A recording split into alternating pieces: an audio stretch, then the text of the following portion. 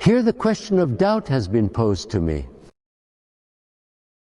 People are afraid of doubt, and they're afraid for nothing, because doubt is born from the fact, because we don't know the truth, that we don't know the truth completely, and that we question it. I'll give you an example. I used to do science. One of the characteristics of the progress of science is that you have to question everything you've come to believe so far.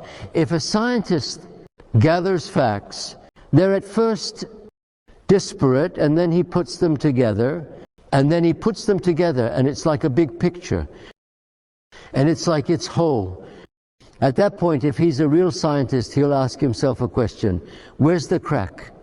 I'm going to look for some fact that will shatter the integrity of my view, because my view is limited.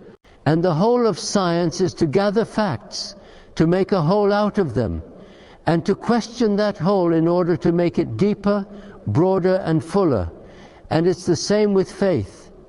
Each of us has some experience of God, and that experience is valid. It cannot be denied. It may be imperfect, but it is pure. But it is not the fullness of knowledge of God. And then the question begins to creep in. This is how God appears to me. Is he really like this? And the doubt is what? In my view, not in God. That's what's important. Just as the question for a scientist is about objective truth, or his idea about it. And so when we have doubts, it means that I've outgrown my incomplete view of God, my imperfect knowledge of Him. What God is telling me, yes, you know it all now. Look at me. I'm bigger than that. You cannot be satisfied with the picture you have made up of yourself. It is as small as you are, as small as your mind, as small as your education, as small as your imagination. You open yourself up and ask the question, what can others think about it? What are the other answers?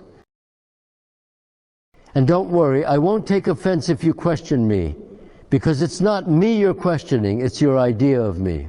And if you live like that, it turns out that doubt is the greatest force for progress, for moving forward in the knowledge of God, in the knowledge of truth. That's what it seems to me.